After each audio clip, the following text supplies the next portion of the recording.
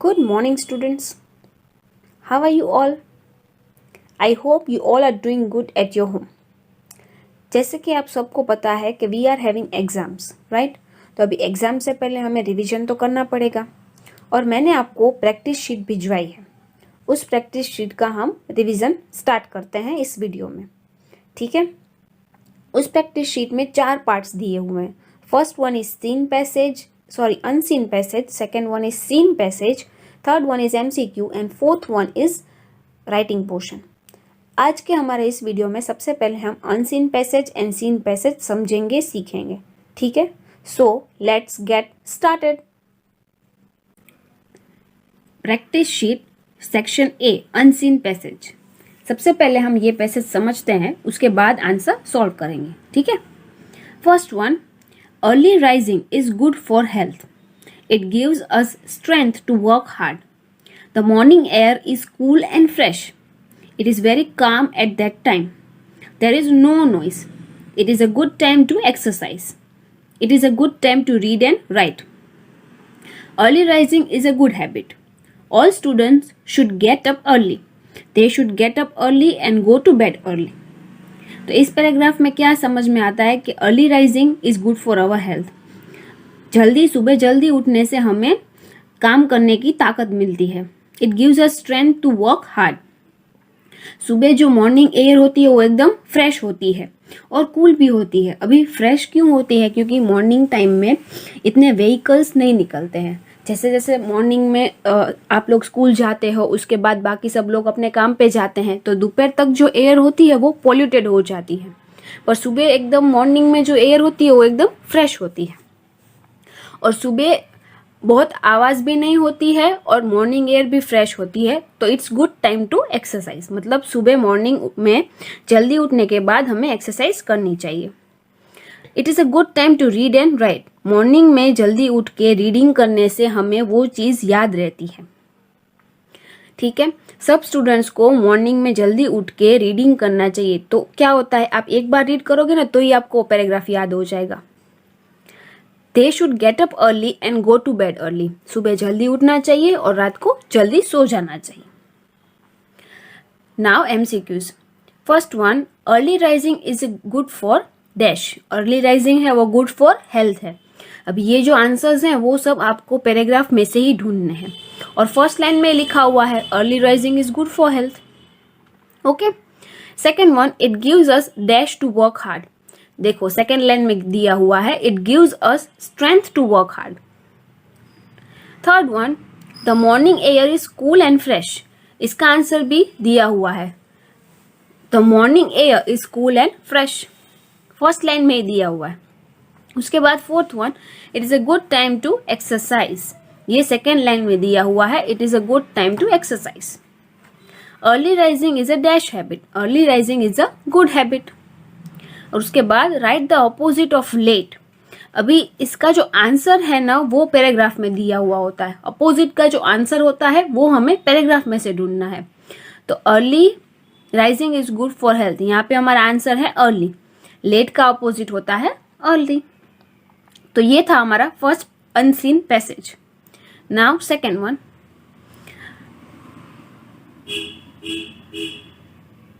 Mister Verma is our neighbour. He is a doctor. He is a gentle person. He is very helpful. He helps all those in need. He has a kind heart. He does not charge much. He has a smiling face. He meets everyone with a smile. He never gets angry. He loves to play with children. We call him Dr. Uncle and we are lucky to have him as our neighbor. अभी इसमें भी हमें answers paragraph में से ही ढूंढने हैं। Mister Verma is a dash, तो first line में दिया हुआ है ही इज अ डॉक्टर, तो mister Verma is a doctor. Second one, he is a dash person, वो भी हमें फर्स्ट लाइन में दिया हुआ है he is a gentle person.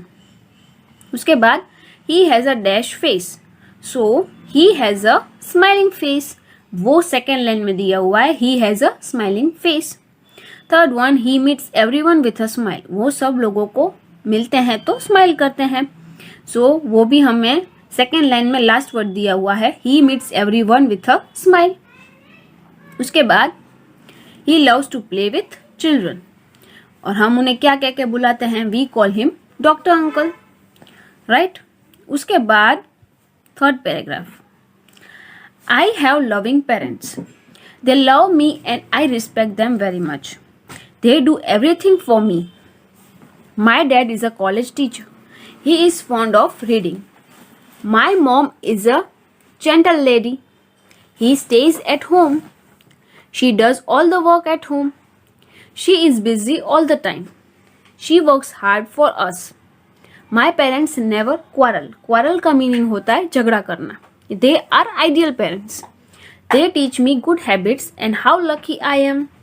अभी यहाँ पे जो पैराग्राफ दिया हुआ है वो पेरेंट्स के बारे में दिया हुआ है कि एक लड़का या लड़की है जिसने ये पैराग्राफ लिखा है, वो बता रहा है कि वो अपने पापा और मम्मी से बहुत प्यार करता है, वो उनकी बहुत रिस्पेक्ट करता है और उनके पेरेंट्स उससे भी बहुत प्यार करते हैं। उसके जो पापा हैं वो कॉलेज टीचर हैं, उनको रीडिंग करना बहुत अच्छा लगता है और उनकी मम्मा बहुत ही अच्छी लेडी है, वो घर पे रहती है, वो घर का सब काम करती है, वो ज़्यादातर टाइम बिजी ही होती है। माई पेरेंट्स नेवर क्वारल का मीनिंग होता है वो कभी झगड़ा नहीं करते। They are ideal parents, they teach me good habits, how lucky I am. अभी हम MCQ सॉल्व करते हैं। डैड इज अ डैश, उसके जो पापा है वो क्या है? College teacher. Second one, dad is fond of dash, dad is fond of reading. Mom stays at home, मम्मा कहाँ पे रहती है? She stays at home. Parents never dash, उसके जो पेरेंट्स है वो कभी झगड़ा नहीं करते, दे नेवर क्वारल। पेरेंट्स हमें क्या सिखाते हैं? Good habits. And right the opposite of hate. अभी मैंने आपको क्या बोला? अपोजिट का जो आंसर होता है वो पैराग्राफ में ही होता है, तो opposite of hate is love. Next one, our school has a big garden. It is at the back of our school.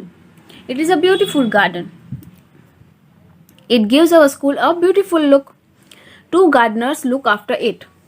There are lovely flowers in it.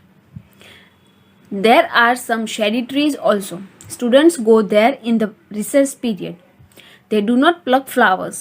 They keep the garden neat and clean. There are some benches to sit on. We love to sit there when we are free. ठीक है, अभी इसका answer देखिए। हमारे school में एक बहुत बड़ा गार्डन है, तो the garden is at the back of the school, ये भी फर्स्ट लाइन में दिया हुआ है। It is at the back of our school, मतलब स्कूल के पीछे है। It gives the school a beautiful look, वो स्कूल को कैसा लुक देता है? Beautiful. Two dash looks after it, two gardeners look after it. There are some dash to sit, अब बैठने के लिए गार्डन में क्या होता है? चेयर, टेबल, सोफा तो होगा नहीं, ऑफ कोर्स बेंचेस होती हैं। Dash go there in the recess period, students go there in the recess period. Now fill in the blanks. There are some dash trees also, अभी ये भी हम paragraph में से ही ढूंढना है। देयर आर सम, देखो थर्ड लाइन में दिया हुआ है, there are some shady trees also. ठीक है, तो ये थे सब अनसीन पैसेजेस। अभी जो आएगा वो है सीन पैसेज। सीन पैसेज मतलब कि आपकी बुक में ही दिए हुए हैं जो चैप्टर्स, उन चैप्टर्स में से लिए हुए पैराग्राफ्स, उन्हें हम कहते हैं seen passage. First one, rice is planted in big fields, we call this fields paddies और rice paddies. They are flooded with water. When the plants are young, they look bright green. But when they are ready to harvest, they turn golden brown. अभी ये rice वाला जो chapter है, chapter number 4, rice, wheat and मेज के बारे में हमने उस चैप्टर में सीखा था, वो चैप्टर है। Where is rice planted, rice कहाँ पे प्लांट होती है? In big fields. What are paddies, paddies क्या है? राइस फील्ड को क्या बोलते हैं? पैडीज भी बोलते हैं, सो राइस फील्ड्स आएगा यहाँ पे। What are paddies flooded with, paddies किससे फ्लडेड होती है? यानी कि राइस जो है उसे सबसे ज्यादा किस चीज की जरूरत होती है? तो वाटर की मदद से वो मतलब ग्रो करते हैं। पर यहाँ पे क्या है, what are paddies flooded with, paddies यानी के क्या बोलते हैं उसे, राइस की जो फील्ड होती है उसे हम पैडीज बोलते हैं। तो फील्ड में सबसे ज्यादा क्या होता है, rice. What colour are young rice plants, young यानी के जब वो कच्चे होते हैं, तो जब कोई भी चीज कच्ची होती है तो वो मोस्टली ग्रीन कलर की होती है, तो यहाँ पे आएगा bright green. Now fill in the blanks, fields are flooded with water, तो ये सब फिलअप भी हमें इस पैराग्राफ में से ही ढूंढनी है। Fields are flooded with water, when they are ready to harvest they turn golden brown, यहाँ पे दिया हुआ है but when they are ready to harvest they turn golden brown. ठीक है। 6th 1 complete the word golden brown, इस word को हमें कंप्लीट करना है, तो ये वर्ड भी हमें पैराग्राफ में ही दिया हुआ है, गोल्डन ब्राउन। जो लास्ट वर्ड है पैराग्राफ के, जो लास्ट 2 वर्ड्स हैं वो हमारा आंसर है गोल्डन ब्राउन। ठीक है। Now coming towards our next paragraph. Jerry was 8 but he was taller than most 12 years old. He was much stronger than the other children. If they did not give him their sweets and toys, he would hit and kick them. No one dared to tell a teacher. They thought if they did, Jerry would hit them harder. उन सबको डर था कि अगर उन्होंने ma'am से बोल भी दिया तो जेरी उन्हें मारेगा। ये वाली स्टोरी भी हमने की हुई है। तो जेरी कितने सालों का था, जेरी वॉज 8 years, पर वो लगता कैसा था, जैसे कि वो 12 year old हो, right. He was much dash than other children, वो बाकी बच्चों से ज्यादा स्ट्रॉन्ग था। No one dare to tell a teacher, किसी की हिम्मत नहीं हुई कि वो मैम को जाके बोले। Jerry would hit them harder, Jerry would hit them harder, ये भी लास्ट लाइन में दिया हुआ है। Childrens offer dash and toys to Jerry, children क्या ऑफर करते थे, sweets and toys. Now complete the following word, अब यहाँ पे जो वर्ड्स दिए हुए हैं उन्हें कंप्लीट करना है, तो ये भी आपको आता ही है, पैराग्राफ में से ही ढूंढना है। Stronger and children. 3rd 1, wheat is planted in big fields.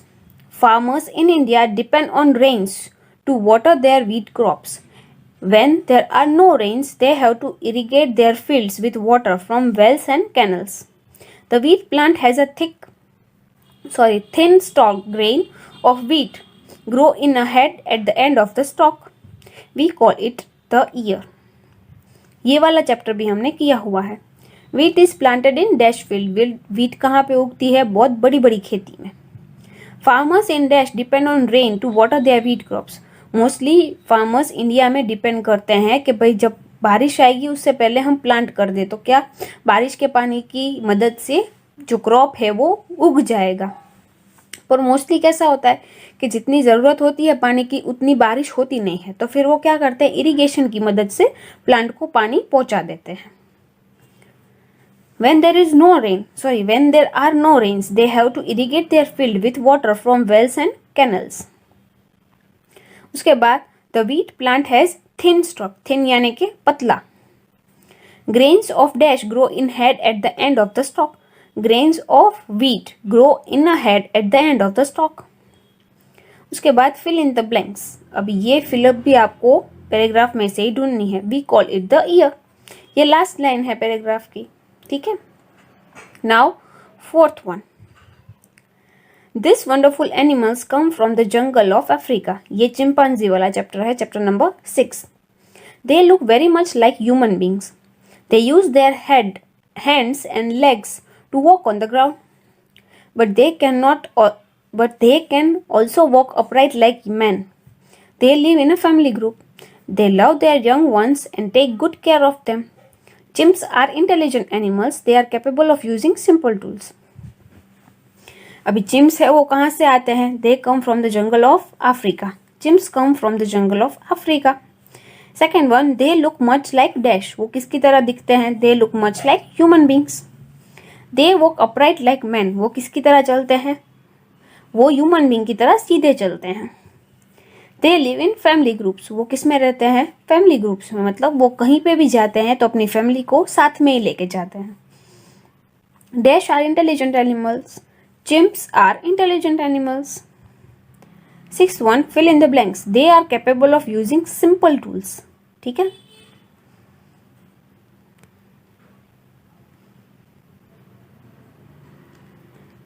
तो ये हमने कंप्लीट कर लिया हमारा seen passage and unseen passage. तो ये आप अपनी प्रैक्टिस शीट में कंप्लीट कर लीजिएगा। ठीक है, बाकी के जो 2 पोर्शन है वो हम नेक्स्ट वीडियो में सीखेंगे।